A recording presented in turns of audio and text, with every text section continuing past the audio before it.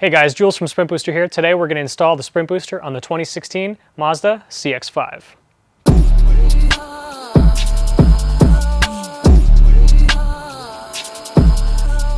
Before installing your Sprint Booster, you're going to want to open your driver's side door, take your key fob 20 feet away. For about 5 to 10 minutes, you'll have to wait for the vehicle's CAN bus system to reset. This vehicle has a floor-mounted pedal, which means you have to remove it to install the Sprint Booster. To do this, you start by taking a flathead screwdriver and removing the bolt covers. Next, grab your 10mm socket, use it to remove the bolts, and this lets the pedal free.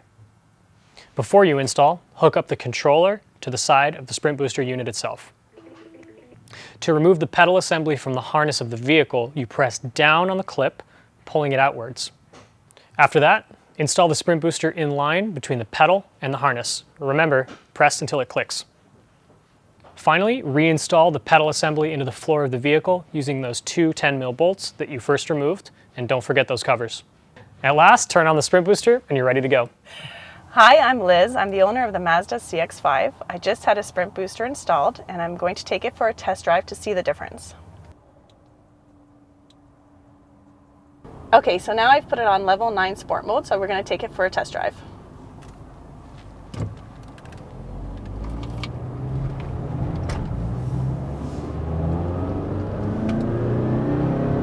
Well, that's fast. As soon as I hit the gas, the response is instant. I felt like it was lagging before, so when I pushed the pedal, I felt like I had to really push it, and this time around, I just tap it lightly and it takes off. I recommend Sprint Booster for everyone who has a large vehicle, whether it's a car or an SUV, as it makes your car feel like it's lighter, and it's such a big difference. That was the install of a Sprint Booster on a 2016 Mazda CX5. It boasts a 3-year warranty, a 30-day money-back guarantee, and unlimited miles per mile. In the comments below, we need more of you guys to tell us what vehicle you would like to see next.